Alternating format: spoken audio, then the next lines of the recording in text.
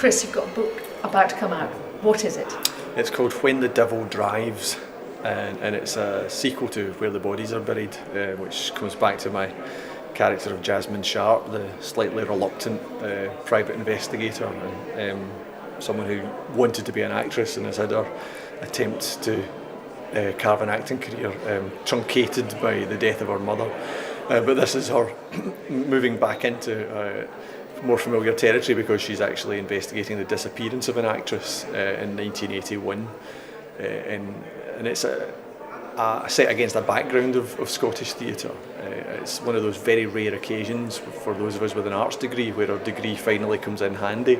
After about 20 odd years, my degree in theatre has provided me with all the information I need to write a novel about theatre. Did you find yourself researching? No, because so much of it came flooding back. I really enjoyed my years studying theatre, but I'd never had any kind of opportunity to put it to use. And so it's about someone who's quite inspired by seeing 784 in the early 70s and who decides he'd like to create his own touring repertory company. And he's quite well off, and he gathers the actors that he's recruited, and then they have an attempt to, they have a month's rehearsal, but they don't get out of rehearsal because of a disappearance, and that's what has been investigated 30 years later. When you first started to write about Jasmine Sharp, was it always in your mind that you wanted for her to reappear in another book? Yes. I mean, I think I wanted to be able to write a number of books that would have three characters that would interweave Jasmine, Catherine MacLeod, and the character of Glenn Fallon. And it was also in my mind that with Jasmine having this sort of theatre background, that would allow me to explore theatre in one of the books, and Glenn Fallon's background as a sort of former gangland enforcer is something that sort of bleeds into the books as well. We're delighted you're able to take part in Bloody Scotland. What do you think a festival like this means for writers?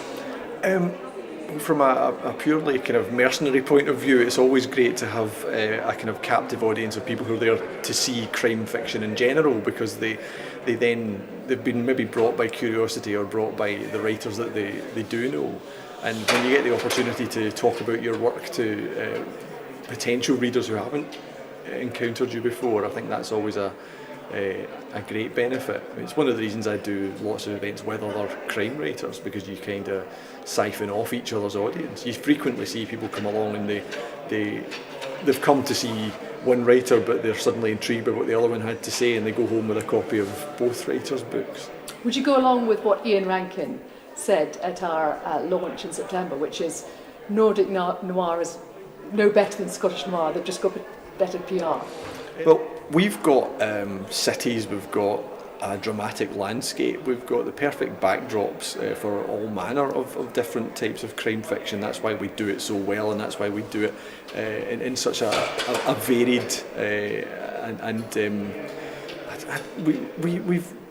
I think we can probably lay claim to far more crime than the Scandinavians as well per capita, so we've got that going for us. I mean, they can absolutely hammer us on suicide, they've got that absolutely tied up, but suicide doesn't really make for a good crime novel. That's great.